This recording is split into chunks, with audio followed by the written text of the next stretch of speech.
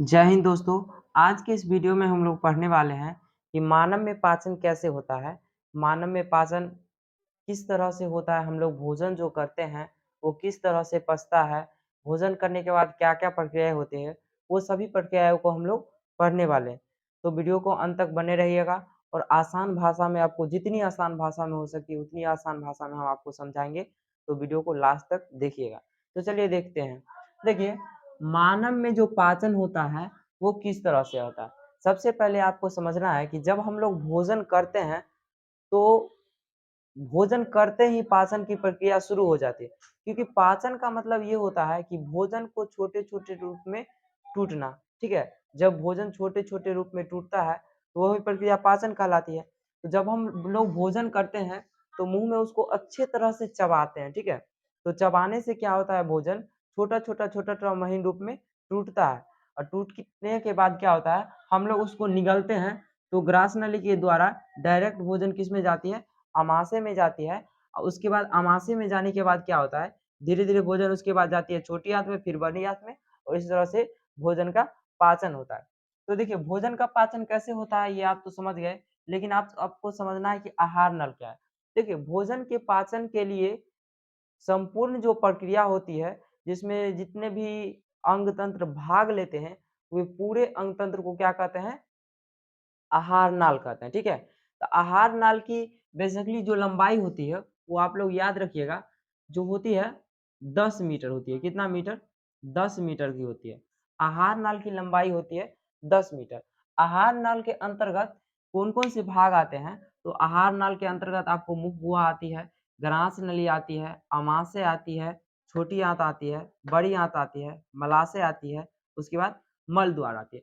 जब हम लोग भोजन करते हैं तो उसके बाद हमारे भोजन जो है ग्रास नली में जाती है, उसके बाद ग्रास नली से होते हुए अमाशय में जाती है, उसके बाद अमाशय के बाद यहाँ पे भोजन का आधा पाचन हो जाता है, उसके बाद भोजन जाती है छोटी आँत में, छोटी आँत में जाने के बाद भोजन का पूर्णतः पाचन हो जाता है। तो जो भी पदार्थ हमारे शरीर के लिए आवश्यक होता है, उस पदार्थ को हमारा शरीर ग्रहण कर लेता है और जो भी पदार्थ अनावश्यक होता है, उस पदार्थ को शरीर क्या करती है, बड़ी आँत में भेज देती है और बड़ी आँत में क्या होता है, जल का अवशोषण होता है और मल द्वार के द्वारा अपशिष्ट पदार्थ जो भी होता है, मल-मूत्र के द्वारा निकल जाता है। ठीक है? तो इस तरह पूरे प्रक्रिया में भोजन का पाचन होता है।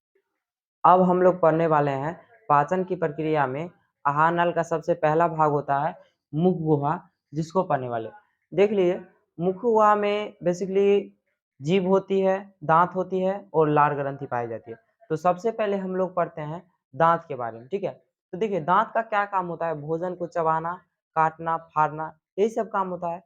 यानी भोजन को पीसने में दाँत क्या करता है, मदद करता है। छोटे-छोटे टुकड़े में बदलने में मदद करता है। तो देखिए, दाँत कुल मिला के 4 प्रकार की होती है। पहला कृंतक, दूसरा रदनक, तीसरा अग्रचर्वणक, चौथा क्या होता है, चवर्णक। सबसे पहला है कृंतक, ठीक है? जिसकी संख्या होती है 8। तो अब हम लोग समझते हैं कृंतक क्या होता है, उसको और इसका काम क्या होता है।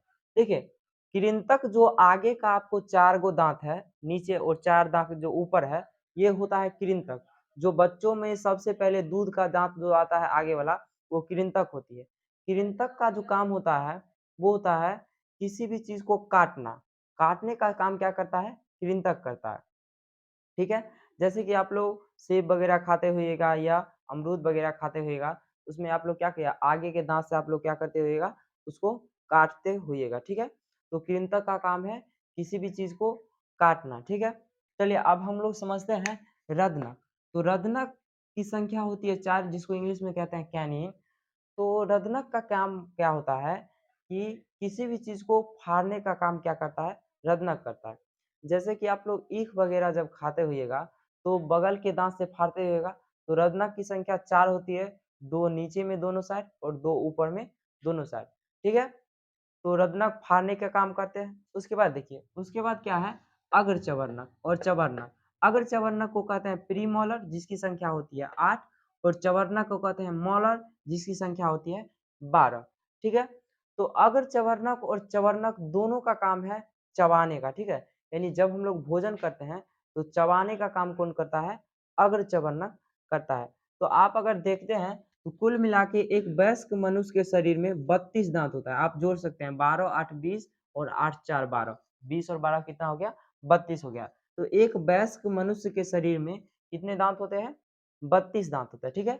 अब देखिए, अब हम लोग समझते हैं कि लार ग्रंथि क्या होता है और उसका क्या कार्य है, ठीक है? देखिए, लार ग्रंथि का कार्य है कि लार को स्रावित करना, जिसको हम लोग कहते हैं थूक, ठीक है? लार को स्रावित करता है, जो भोजन को सरल रूप में गीला करने का काम करता है, मुलायम करने का काम करता है, ठीक है? मनुष्य में जो है लार ग्रंथि 3 प्रकार के पाए जाते हैं। पहला होता है पैरोटिड ग्रंथि, दूसरा होता है सबमैंडिबुलर ग्रंथि और तीसरा होता है सबलिंगुअल ग्रंथि। तो एग्ज़ाम में क्वेश्चन डायरेक्ट पूछता है, तो मनुष्य में कितने प्रकार के लार ग्रंथि पाए जाते हैं? तो आप लोग याद रखिएगा 3 तरह के लार ग्रंथि पाए जाते हैं, जिसमें से तीनों को नाम हम तो आपको बता ही दिए। और लार ग्रंथि का कार्य क्या होता है? लार का कार्य क्या होता है? भोजन को मुलायम करने का कार्य करता है, जिसके कारण हम लोग क्या करते हैं? भोजन को निगलने में बहुत आसान तरीका से निगल जाते हैं। तो चलिए आप मिलते हैं अगले वीडियो में और उसमें हम लोग पढ़ेंगे ग्रास नली, अमाशय, उसके बाद जितने भी पार्ट आहार नाल के हैं, उसको हम लोग पढ़ते हैं।